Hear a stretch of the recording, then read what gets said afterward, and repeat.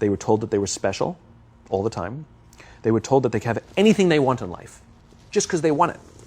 So you take this group of people, and they graduate school, and they get a job, and they're thrust into the real world, and in an instant, they find out they're not special, their moms can't get them a promotion, that you get nothing for coming in last, and by the way, you can't just have it because you want it, right? And in an instant, their entire self-image is shattered. The other problem, to compound it, is we're growing up in a Facebook, Instagram world. In other words, we're good at putting filters on things. We're good at showing people that life is amazing even though I'm depressed, right? And so everybody sounds tough, and everybody sounds like they got it all figured out. And the reality is there's very little toughness, and most people don't have it figured out. They don't have the coping mechanisms to deal with stress. So when significant stress starts to show up in their lives, they're not turning to a person, they're turning to a device, they're turning to social media, they're turning to these things which offer temporary relief.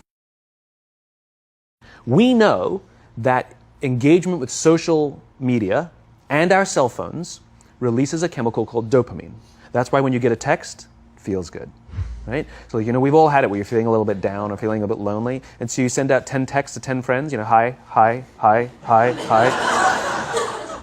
Dopamine is the exact same chemical that makes us feel good when we smoke, when we drink, and when we gamble. In other words, it's highly, highly addictive, right? We have age restrictions on smoking, gambling, and alcohol, and we have no age restrictions on social media and cell phones, which is the equivalent of opening up the liquor cabinet and saying to our teenagers, hey, by the way, this adolescence thing, if it gets you down. Alcohol is not bad. Too much alcohol is bad. Gambling is fun. Too much gambling is dangerous. Right? There's nothing wrong with social media and cell phones. It's the imbalance. Right? If you're sitting at dinner with your friends and you're texting somebody who's not there, that's a problem. That's an addiction. Now you add in the sense of impatience. Right? They've grown up in a world of instant gratification. You want to buy something, you go on Amazon, it arrives the next day.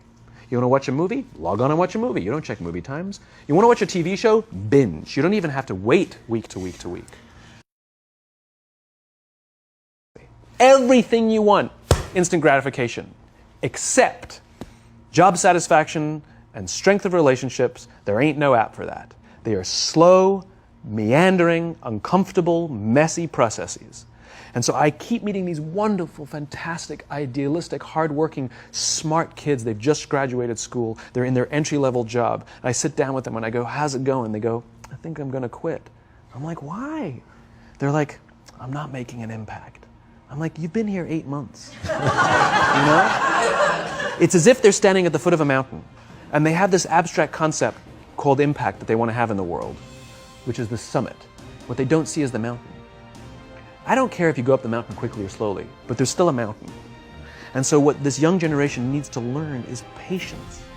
That some things that really, really matter, like love, or job fulfillment, joy, love of life, self-confidence, a skill set, any of these things, all of these things take time. Sometimes you can expedite pieces of it, but the overall journey is arduous and long and difficult.